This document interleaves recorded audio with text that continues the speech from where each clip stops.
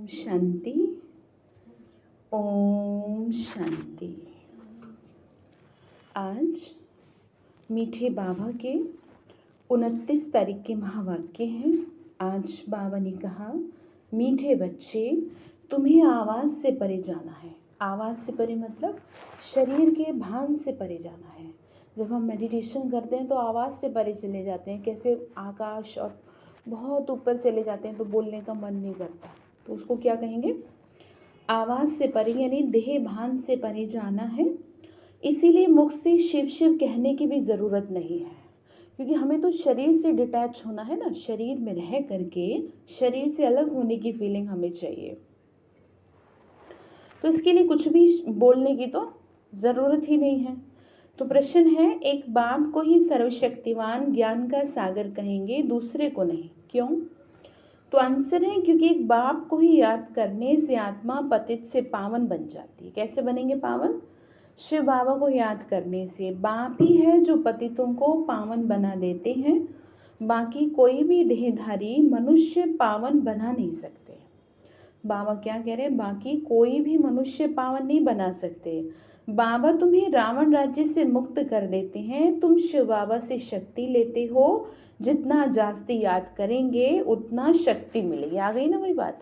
अब आपको खाली यहाँ बैठने मात्र से ही ताकत मिल जाएगी। जो आपका मन कमज़ोर हो पड़ता है ना, कमज़ोर होने की वजह से ही तो है ये कुछ दिन बाद बीमार पड़ जाता है, जिसे नाम दे दिया डिप्रेशन का। है थोड़ी ऐसा कुछ, वो बीमारी मन की है, और उस मन को ताकत मिलती है भगवान की याद से, शिव बाबा की याद से।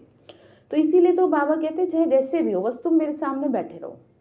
तो मेरे सामने बैठे रहोगे तो तुम्हें क्या मिलती रहेगी? वेरी गुड, शक्ति मिलती रहेगी। जितना याद करेंगे उतनी शक्ति मिलेगी, और खाद निकलती जाएगी। कौन सी खाद? बुराइयों की, विकारों की। जो गंदगी है ना हमारे अंदर, वो बाहर आएगी फिर। तो गीत है, ओम नमः शिवाय बोलो, ओम नमः शिवाय। ओम शांति। मीठे मीठे सिकिलते बच्चों ने भक्ति की महिमा सुनी। भक्ति में गाते हैं ना, ये भक्ति गई तो गीत है। तुम भी महिमा गाते थे, अब महिमा नहीं गाते हो, और न तुम्हारे लिए महिमा की ज़रूरत है। जो भक्त करते हैं वो तुम बच्चे नहीं कर सकते। बच्चा कभी अपने पिता की पूजा नहीं करेगा ऐसे जैसे दुनिया में लोग देवताओं की पूजा करते हैं। पिता और बच्चे का संबंध तो बहुत प्यारा है। वो एक ऐसा संबंध है जिसकी दुनिया में तुलना नहीं की जा सकती किसी से। उसको अपने पिता से कुछ चाहिए या कुछ कहना है, उसको पूजा पाठ करने की ज़रूरत नहीं है उसके लिए, उससे सीधी बात करने की ज़रूरत है। मतलब अर्थ को समझिए कि हम भगवान के बच्चे हैं, तो वो हमें सीधे शब्दों में ये बात कहते हैं कि तुम मेरे बच्चे हो, और मेरे से तुम ऐसे बात करो कि जैसे मैं तुम्हारा पिता हूँ। बस इसमें पूजा पाठ जप तप दान पुण्य कहाँ से आ गया? लेकिन दुनिया में लोग भक्ति पूजा पाठ करते हैं, भगवान को भक्त बन करके याद करते हैं, तो फिर कुछ मिलता नहीं है। वो भी क्षण भंगुर का, कोई बहुत अच्छे से भक्त होगा उसको। तो क्या कहा बाबा ने? कहा तुम भी महिमा गाते थे, अब महिमा नहीं गाते हो, और ना तुम्हें ज़रूरत है। इसीलिए तो हम देखो चुपचाप बस बाबा को याद करने बैठते हैं। आप समझ रहे हैं? कोई ऐसा शोर थोड़ी मचता है यहाँ कि भाई कोई भजन कीर्तन चल रहा है, कुछ और करने की ज़रूरत है। पिता को याद करने के लिए, पिता से बात करने के लिए कोई भजन कीर्तन की ज़रूरत नहीं होती। वो तो सीधी बात होती है, आमने सामने बात होती है। बस दिक्कत ये है कि हमें शरीर का भान हो गया ना, जैसे हमें अपने शरीर का भान हो गया, तो इसीलिए हम उस निराकारी को देख नहीं पाते। ठीक है ना? तो बाबा ने कहा, बच्चे जो भक्त करते हैं वो तुम नहीं करते। तुम भक्त थे, अब तुमको भगवान मिला है, सबको इकट्ठा तो मिल नहीं सकता। बाप सबको इकट्ठा कैसे पढ़ाए? ये तो हो नहीं सकता। सभी भक्त भी इकट्ठे नहीं हो सकते। हाँ, बाप को पढ़ाना है जरूर, क्योंकि ये राजयोग है। क्या कह रहे हैं? ये राजयोग है। पिता है ना, वो पढ़ाएगा जरूर। खुद पे राज करना सिखा रहे हैं, यहाँ किसी पे राज करना नहीं सिखा रहे हैं। यहाँ क्या कह रहे हैं? खुद पे राज करो। जब आप खुद पे राज करना सीख जाएंगे तभी आप दुनिया पे राज कर पाएंगे। दुनिया छोड़ो, अपने घर पे राज कर पाएंगे। अभी तो कुछ भी कंट्रोल में नहीं है। तो बाबा ने कहा, सूर्यवंशी चंद्रवंशी राज्य स्थापन होना है, बच्चों को प्रदर्शनी में समझाना है, त्योहारों आदि पर भी तुम अच्छी सर्विस कर सकते हो। तुम्हें अपने लिए ही राज्य स्थापन करना है। तुम शिव शक्ति महारथी सेना हो, और कोई ड्रिल आदि तुम नहीं सीखते हो। भगवान क्या कह रहा है कि तुम शिव की शक्ति हो, आप कमज़ोर नहीं हो, आप में बहुत ताकत है, बस कमज़ोर खुद को कर लेते हो सोच सोच के। समझ रहे हैं? तो ऐसे नहीं करना फिर। तो बाबा ने कहा ये ड्रिल भारत की नामी ग्रामी है। कौन सी ड्रिल? योग में कराते हैं ना, ड्रिल मतलब होता है एक्सरसाइज। और यहाँ पर शरीर की एक्सरसाइज की बात नहीं, यहाँ मन की एक्सरसाइज होती है। मन को लेके जाते हैं परम धाम में, ठीक है ना। तो आत्मा को परमपिता परमात्मा से योग लगाना है, उनसे वर्षा लेना है, इसमें लड़ाई की तो कोई बात ही नहीं है। तुम बाप से वर्षा लेते हो, इसमें लड़ाई का कनेक्शन नहीं है। तुम हो बेहद के बाप के वारिस, तो बाप का बनकर बाप की श्रीमत पे चलना। बाप की मत लड़ाई आदि की नहीं है। भगवान ने कोई झगड़ा करने के लिए नहीं कहा।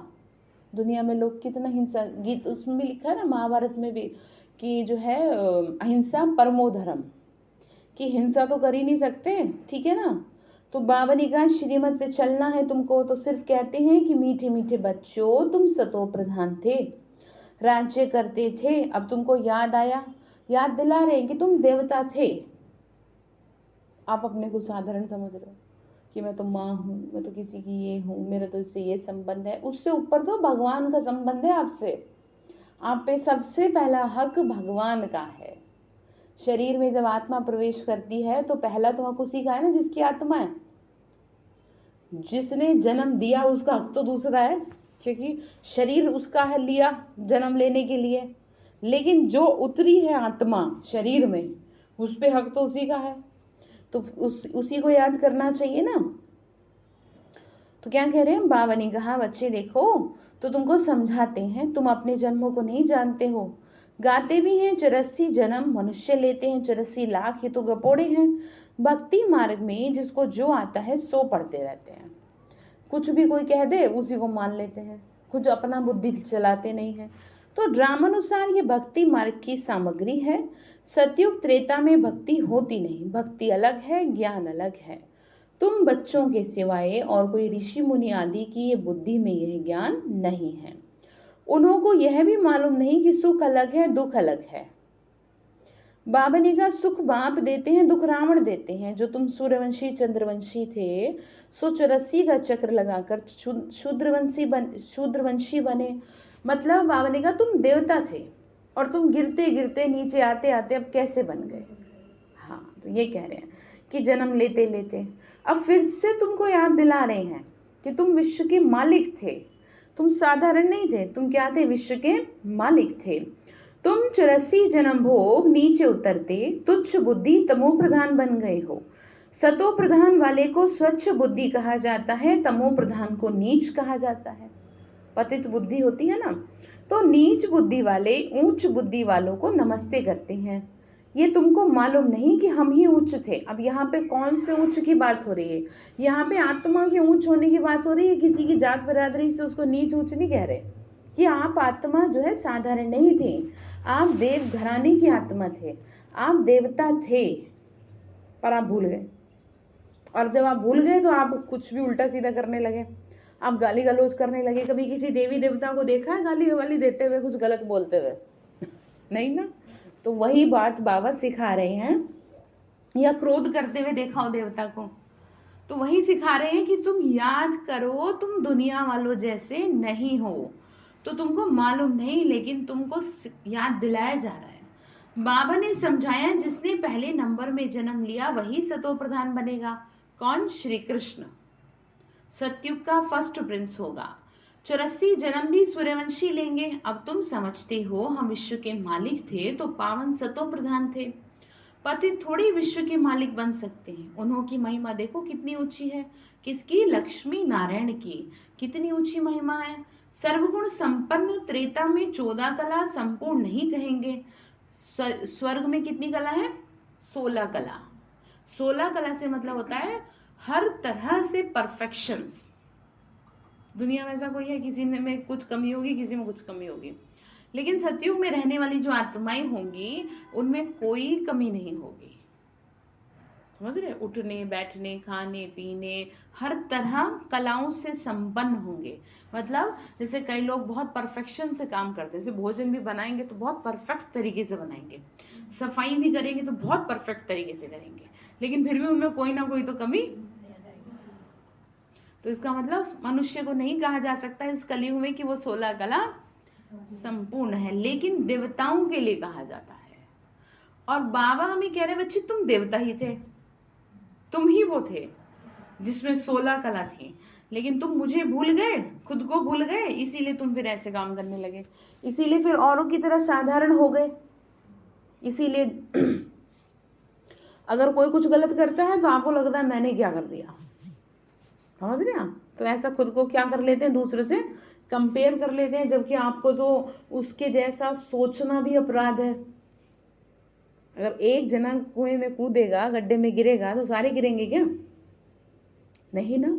तो अगर आपकी इतनी अच्छी अंडरस्टैंडिंग है कि नहीं हम थोड़ी ना ऐसे हो जाएंगे, तो समझ लो कि आप देवघराने की आत्मा हो, जो बहुत कम लोगों में होती है ये चीज़। नहीं तो सब बदला लेने की सोचते हैं।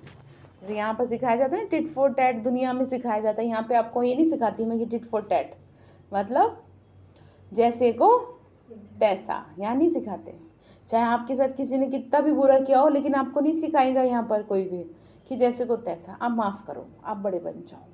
तो बस माफ़ किया तो ये देव कुल की तो घराने के आपके अंदर गुण है कि जो आप माफ़ कर पा रहे हो। दुनिया में कर दे कोई किसी को माफ़, बिल्कुल भी ना करे, उल्टा लड़ने को आए और उसका घर बर्बाद कर दे, किसी ना किसी तरह से कर ही दे।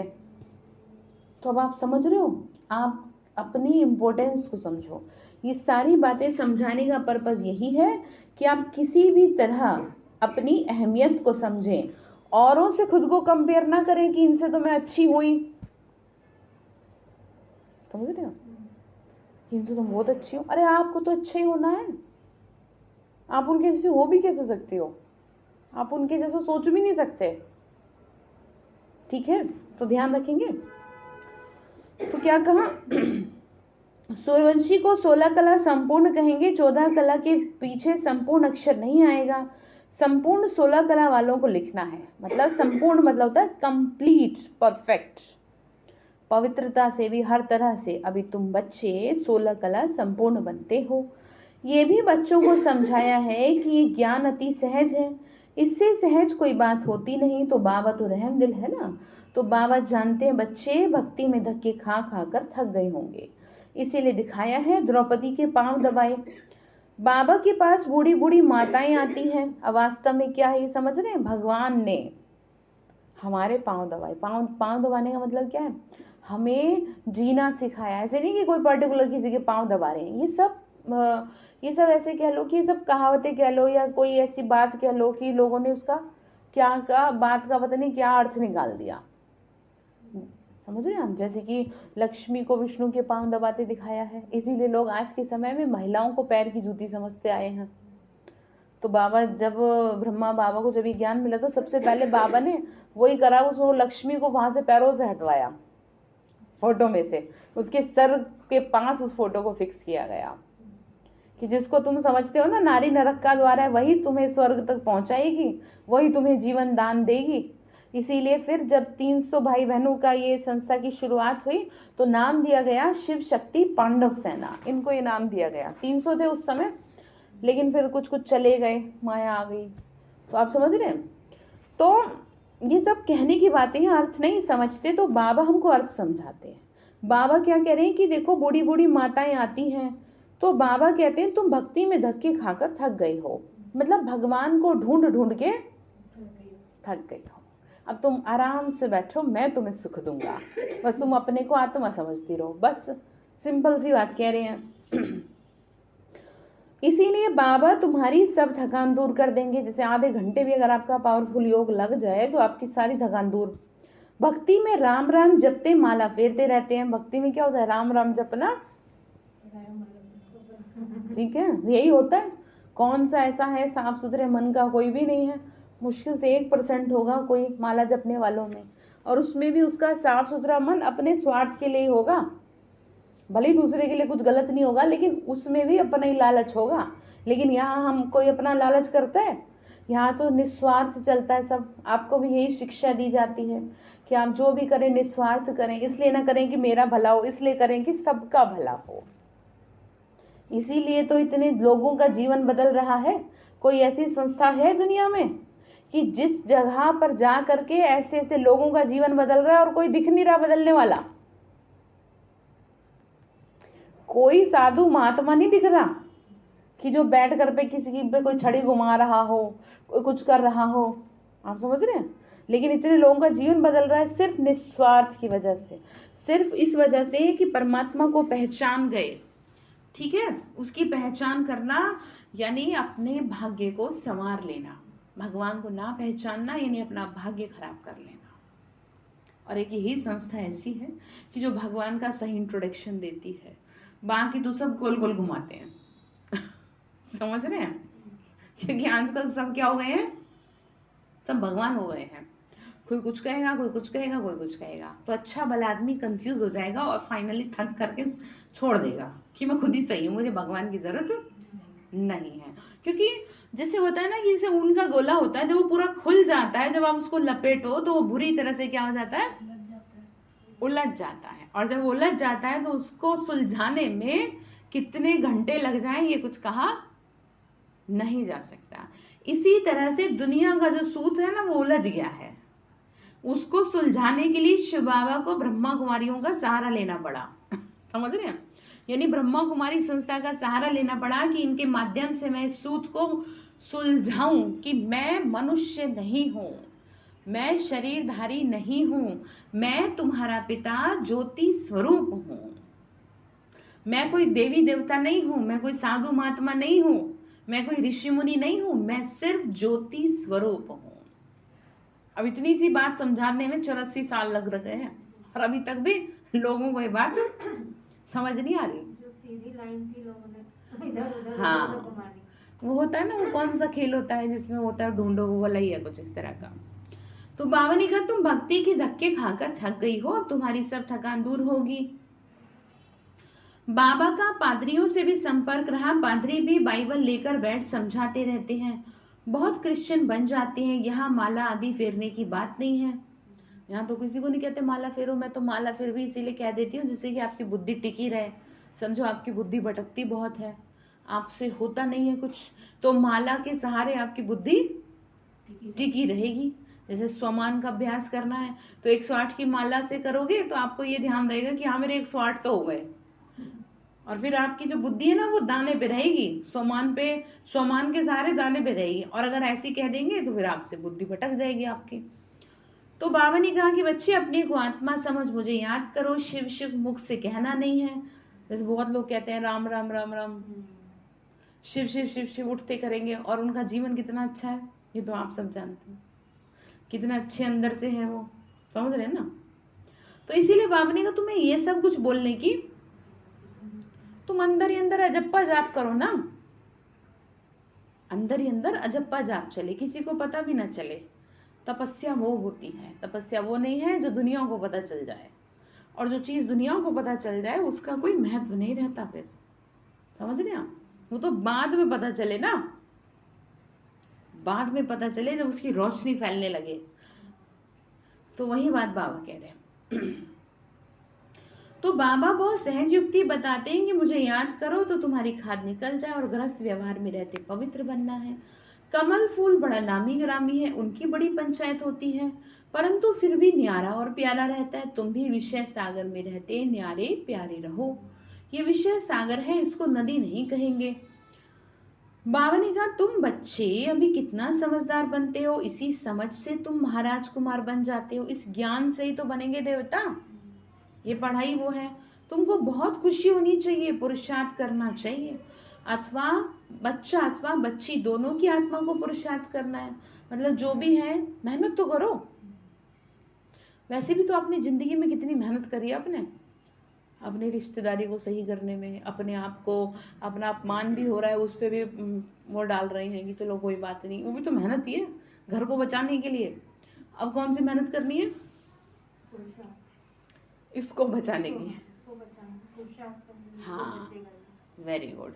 आत्मा को बचाने की मेहनत करनी है, क्योंकि ये वायरस है। फिर अगर आप मेहनत नहीं करेंगे ज्ञान योग की तो फिर ये वायरस, माया रूपी वायरस आपको लग जाएगा। ठीक है? तो क्या कहा? लौकिक संबंध में बाप का वर्षा सिर्फ बच्चों को मिलता है, बच्ची को नहीं। तो यहाँ सब आत्माओं को मिलता है। क्या कह रहे हैं?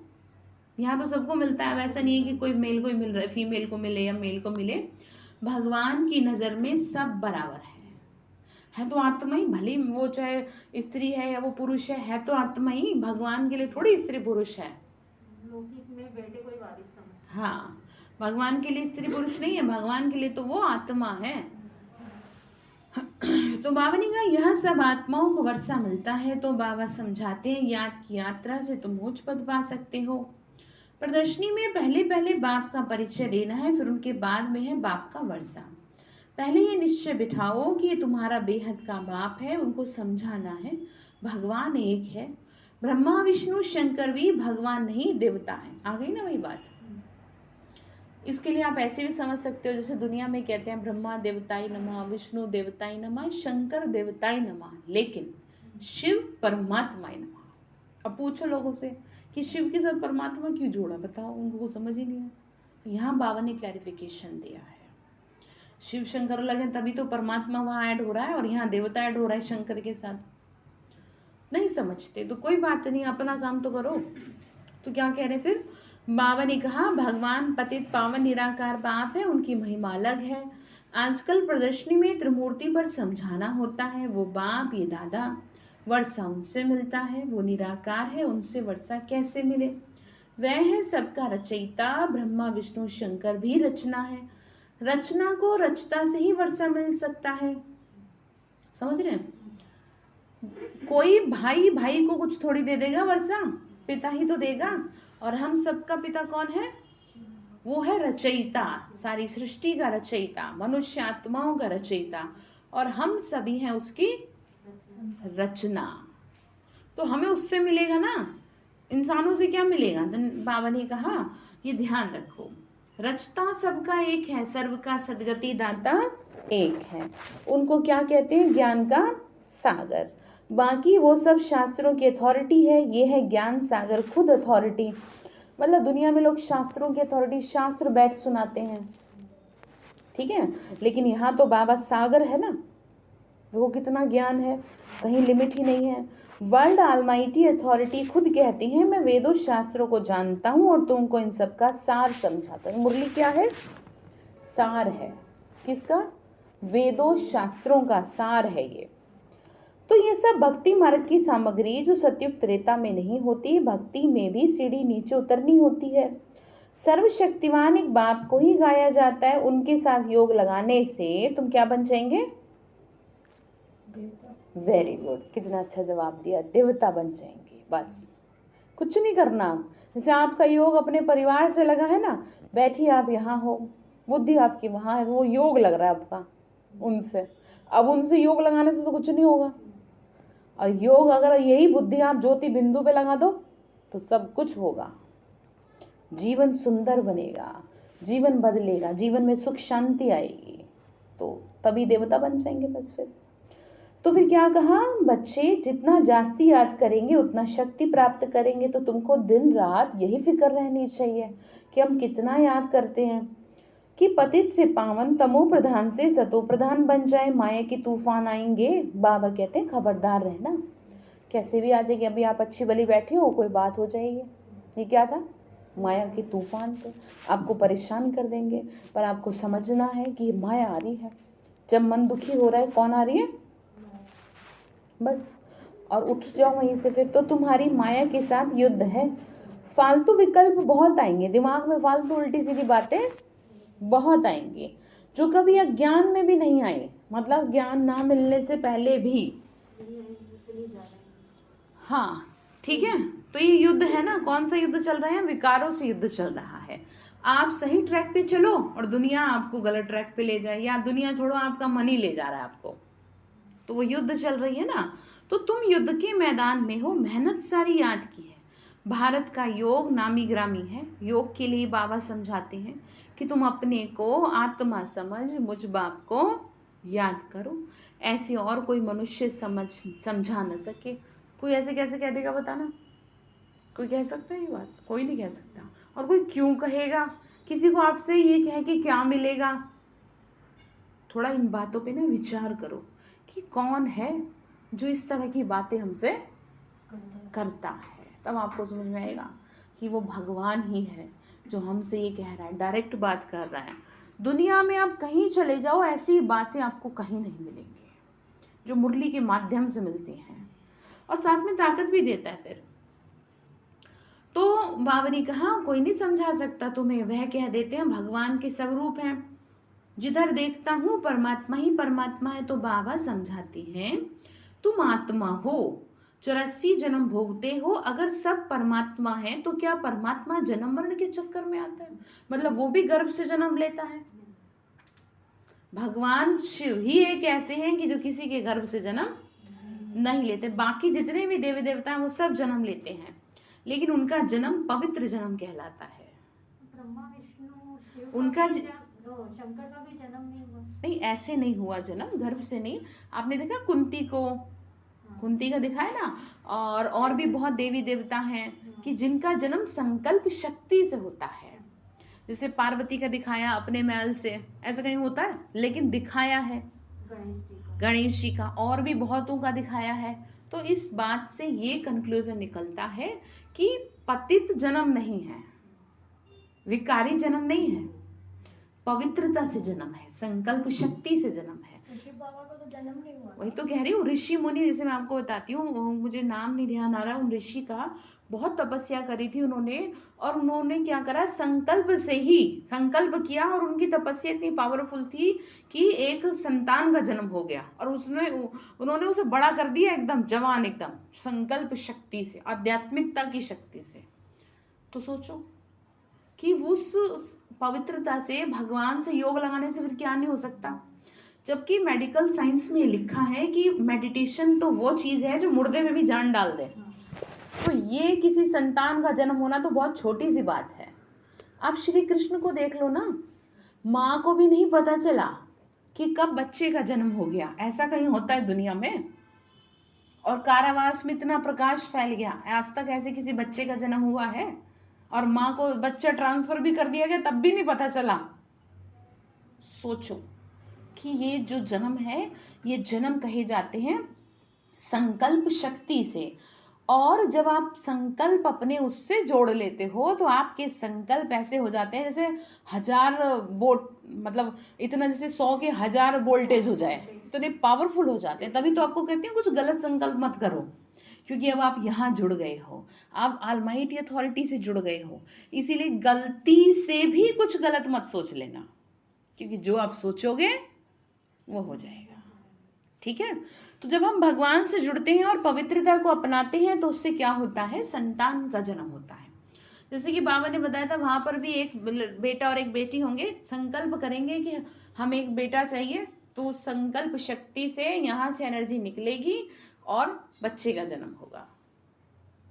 जैसे बाबा ने मुरली में पीछे पीपल का बताया था, वो पपीते का भी बताया था, पपीते का फल कैसे तैयार होता है, और इसका मोर का भी बताया था कि जो पवित्रता से होता है उसमें कुछ विकारीपना नहीं होता। आप समझ रहे हैं? तो क्लैरिफिकेशन यहाँ ये दी जा रही है कि आप ना सबसे पहले ये समझ लो कि योग बल है क्या, भगवान से बुद्धि जोड़ने से क्या मिलता है, उसे कहते हैं योग बल। और वो बल ऐसा है जो दुनिया को पलट देता है। फिर उसके सामने बड़े बड़े लोग धरे के धरे रह जाते हैं। ठीक है? योग बल का मतलब यही है, ये वो बल है। हाँ, बल जुड़ गया। हाँ, और जिसको पता ही नहीं कुछ, वो इस तरह की बातें से परेशान होगा कि कैसे पवित्रता से जन्म हो जाएगा संतान का, कैसे पवित्र दुनिया हो जाएगी, ये तो पॉसिबल ही नहीं है, दुनिया नहीं रुक जाएगी। ऐसे भी तो है ना कुछ बुद्धिमान दुनिया में लोग कि जो इस तरह की बातें करते हैं। अच्छा, एक बात बताओ, अब इतने लोग पवित्र हैं, सन्यासी, हालांकि अब तो ऐसा कोई रह नहीं है, सब पवित्रता में गिर गए, लेकिन पहले तो होते थे। तो क्या दुनिया रुक गई? कितनी जनसंख्या बढ़ रही है। तो सोचने की बात है कि सबसे पहले आपको ये समझना है कि योग बल है क्या, और जब तक आपको ये समझ नहीं है तब तक आपको कुछ समझ नहीं आएगा राजयोग है क्या। ठीक है? तो क्या कहा बाबा ने, कहा बच्चे, बाप समझाते हैं तुम आत्मा हो, 84 जन्म भोगते हो। अगर सब परमात्मा है तो वो फिर कैसे जन्म मरण के चक्कर में है, वो भी फिर तो ये तो है नहीं। तो आत्मा एक शरीर छोड़ दूसरा लेती है, आत्मा में अच्छे व बुरे संस्कार रहते हैं। अच्छे संस्कार वालों की महिमा गाते हैं, बुरे संस्कार वालों को कहते हैं पापी नीच। अब एक बात और निकल के आ गई, अब अगर सभी में परमात्मा है तो कोई अच्छा परमात्मा है, कोई खराब परमात्मा है? ऐसा तो नहीं है ना, परमात्मा होगा तो सब में एक जैसा ही होगा, पर ऐसा तो होता नहीं है। तो अब कंक्लूजन क्या निकलता है?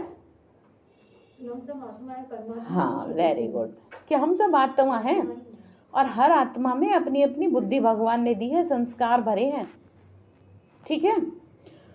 तो वो हमने खुद ही करा कर्म अनुसार। तो बाबा ने कहा बच्चे, बाबा पवित्र बनने की सहज युक्ति बताते हैं।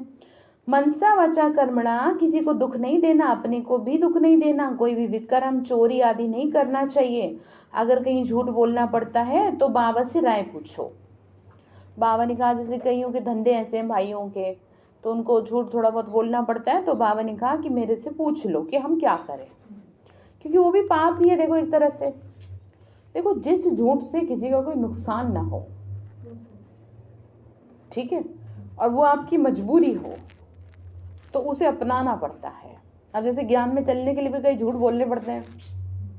अब जिनको नहीं चलने दिया जाता तो वो जैसे तैसे झूठ बोल वाल के आते हैं। ऐसा नहीं, बहनें भाई भी ऐसे हैं कि जो क्या करते हैं, अपने जीवन को साफ सुथरा रखने के लिए भी क्या करते हैं,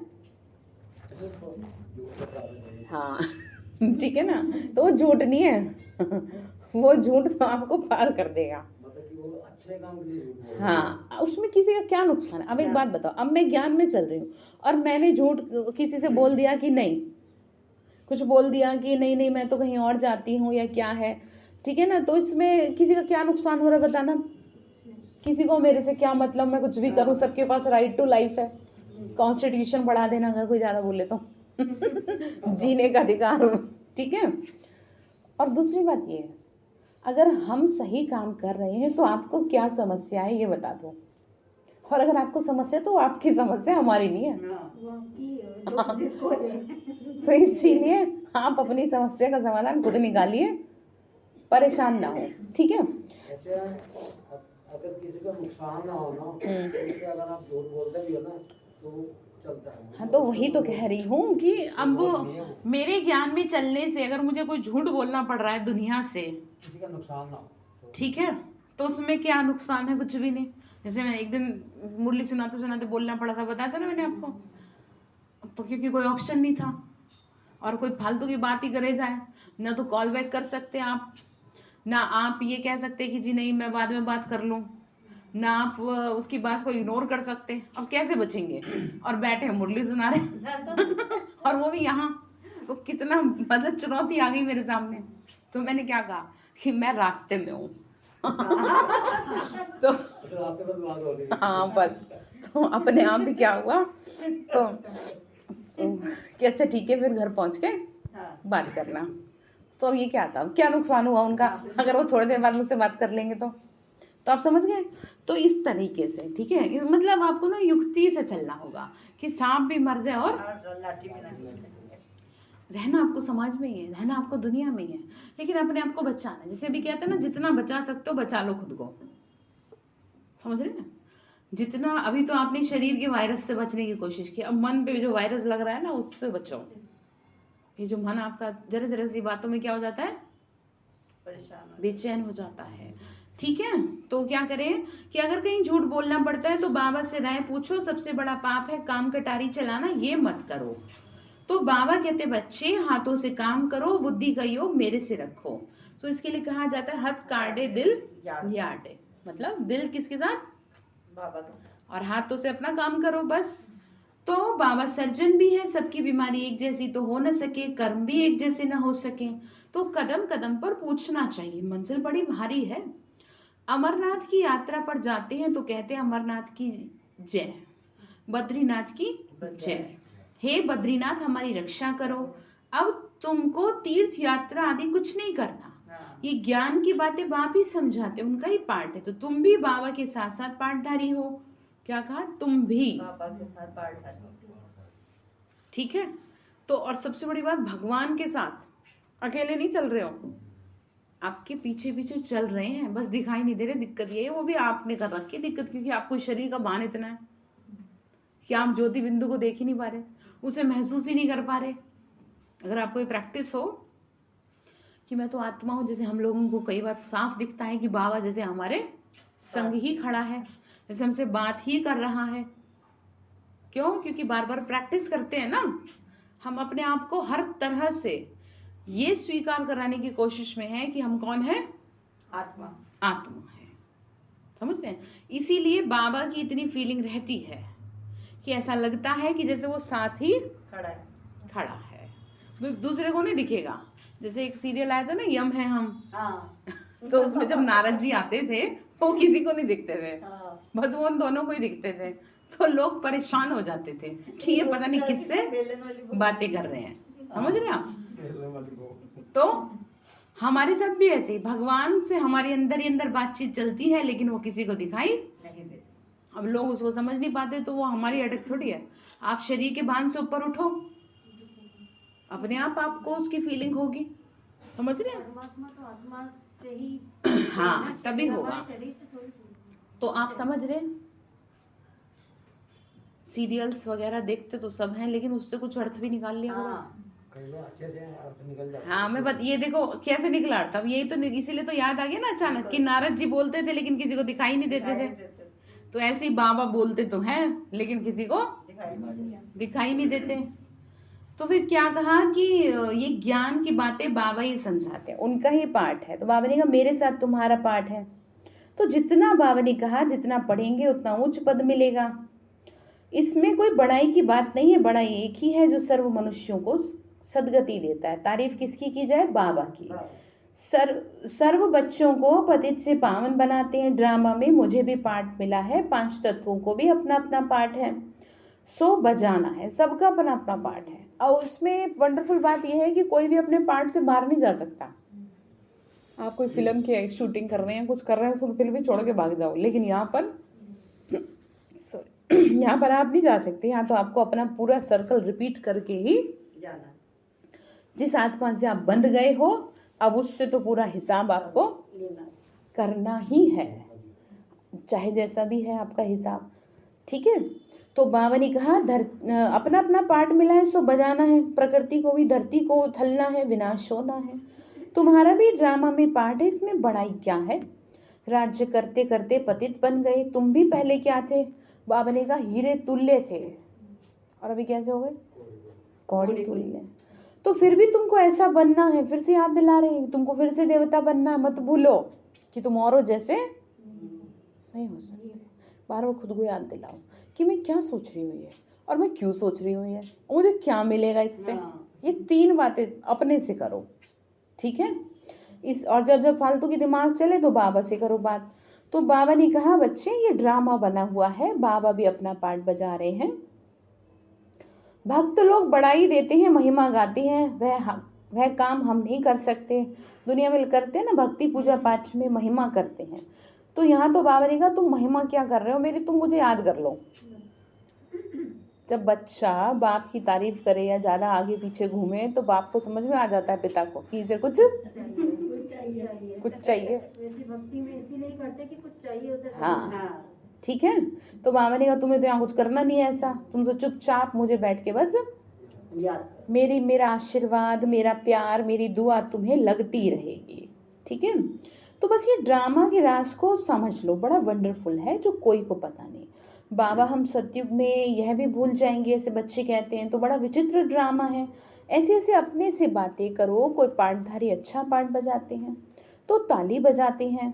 हम भी कहते हैं मीठे बाबा का, शिव बाबा का बहुत अच्छा पाठ है। हम भी बाबा के संग अच्छा पाठ बजाते हैं, तो कितना अच्छी रीति समझाते हैं। तो किसके साथ पाठ है आपका? शिव बाबा। भगवान के साथ रोल प्ले कर रहे हो। सोच के देखो कितनी बड़ी बात है। फिर भी किन्हों की समझ में नहीं आता। समझ में नहीं आता तो समझ में नहीं आता तो समझ जाते हैं कि हमारी राजधानी में इन्हों को आना नहीं है। अब सतयुग में सारे आ जाएंगे तो वहां भी परेशानी हो जाएगी सारी। लेकिन सेवा सबकी करनी है, ज्ञान सबको देना है, कैसे भी करके सब तक क्या पहुंचना है। कल बताया था ना, पूरी दुनिया को कवर किया जाएगा। बच्चा भी ना रह जाए। जो बच्चा अभी जन्म भी नहीं लिया उसको भी बीज डालना चाहिए। जैसे कई बहनें ऐसी हैं कि जैसे अभी वो जन्म होने वाला है बच्चे का, तो वो उसी में कोर्स कर रही है।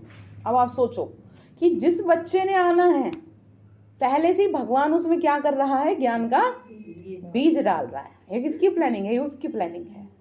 और वो बच्चा माँ बाप को चलाएगा ज्ञान में। हाँ, अभी जन्म नहीं हुआ बच्चे का, लेकिन अगर वो, जैसे बहुत बहनों को कराया भी गया है, आई भी हैं कि हमें कोर्स करना है ऐसे टाइम पे, तो उनको करा दिया जाता है, क्योंकि वो रिक्वायरमेंट अंदर की हो रही है।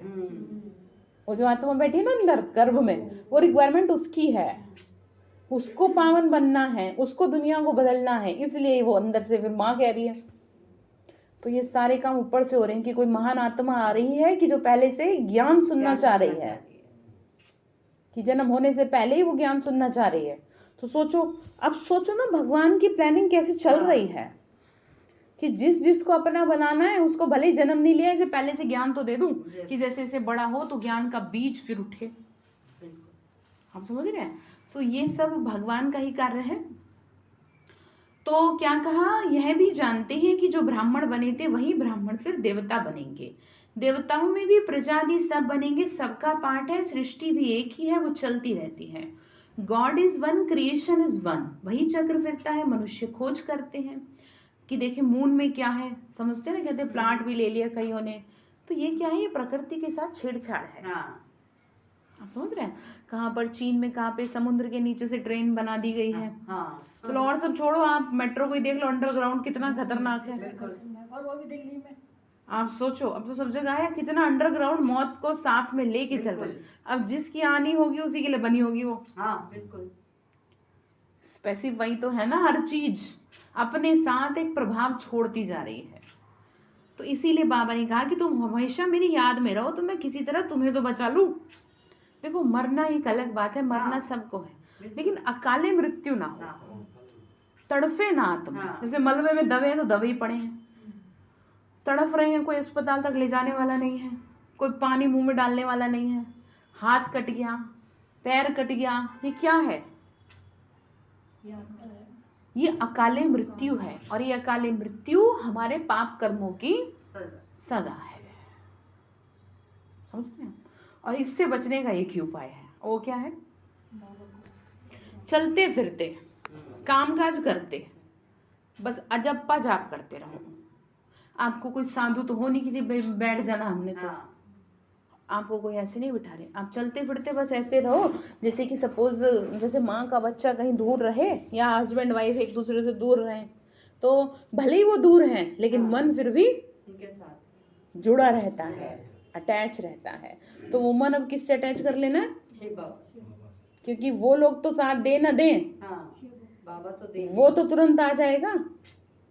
और एक बहन का हुआ भी था ऐसे अनुभव कि उसके साथ कुछ समस्या थी, तो इतने में उसने अपने हस्बैंड को फ़ोन किया, उसको हस्बैंड को आने में 4 घंटे लग जाते वो जहाँ भी था। तो हुआ ये कि अब इतनी देर में तो पता नहीं क्या हो जाए। तो उसने फिर बुलाया बाबा को, और ऐसे बुलाया, बाबा मेरा साथी आ जाओ। और उसने खुद कहा कि मुझे ऐसे लगा जैसे मेरे में कोई ताकत आ गई है, और फिर निपट लिया अकेली खुद। और फिर आ रहे हैं पतिदेव आराम से 4 घंटे बाद कि क्या हुआ, अब तो देखा तब तो सब ठीक है। तो अब अगर भगवान का ज्ञान मैंने ना लिया होता तो आज तो मैं अधमरी हो जाती। सोचो कि अगर आपको ज्ञान नहीं मिला होता तो आप तो आज ना तो मरती ना जिंदा रहती। आप समझ रहे? चोरी का केस था ये, तो बाबा ने ऐसे उस बहन को शक्ति दे दी। तो ज्ञान था तभी तो उसने ये बाबा को बुला लिया, नहीं तो ऐसे तो बहुत है दुनिया में पूजा पाठ करने वाली, कोई किसी को बचा के दिखा दे, कोई नहीं कुछ कर पाता। लेकिन यहाँ तो साक्षात अनुभव हो रहे हैं, प्रैक्टिकल अनुभव है, कथा थोड़ी चल रही है कोई। तो फिर क्या कह रहे हैं बाबा ने कहा, बच्चे बाबा ने कहा कि बहुत कोशिश करते हैं साइंस के ऊपर। बाबा कह रहे हैं साइंस की भी हद है, माया की भी बहुत पॉम्प है। पॉम्प समझ रहे हैं? शो देख रहे हैं हम कैसे दिवाली पे क्या होंगे, स्वर्ग लगेगा सब कुछ, अगर ऐसे हमेशा लगी रहे लड़ी तो ये क्या है? हाँ, तो ये क्या है? माया का पॉम्प है। कहीं जाते हैं शादी में, पार्टी में, कैसे भड़का, कैसी लाइट होती है तो अट्रैक्ट करती हैं अपनी तरफ। तो बाबा ने कहा ये सब माया का शो ऑफ है, साइंस सुख के लिए तो दुख के लिए भी। वहाँ एरोप्लेन कभी गिरेंगे नहीं। गिरेंगे, अब यहाँ क्या है पता ही नहीं है। पता ही नहीं चलता। एरोप्लेन छोड़ो, अच्छे भले गाड़ी से निकले, कब एक्सीडेंट हो जाए कुछ भरोसा नहीं है। तो फिर बाबा ने कहा वहाँ ना दुख की बात नहीं है, यहाँ तो दुख ही दुख है। चोर लूट ले जाते हैं, आग जला देती है, वहाँ मकान बहुत थोड़े होते हैं। सारे आबू जितनी जमीन एक राजा की होगी, सोचो पूरा कितना बड़ा आबू है। तुम आए हो स्वर्गवासी बनने, बाबा को याद करते रहो तो खाद निकले। तुम सब आशिक हो, अब माशूक तुमको कहते हैं मुझे याद करो तो अमरपुरी के मालिक बन जाएंगे। वहाँ काले मृत्यु होती नहीं, सतयुग में है श्रेष्ठाचारी दुनिया, ये है भ्रष्टाचारी दुनिया। कितने बीके बाप से वर्षा ले रहे हैं, तुम भी तो लो।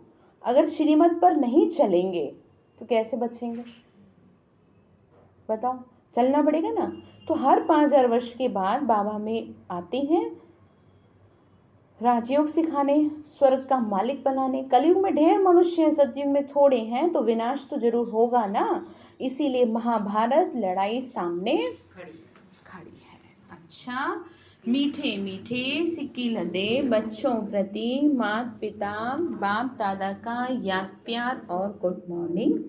रूहानी बाप की रूहानी बच्चों को नमस्ते।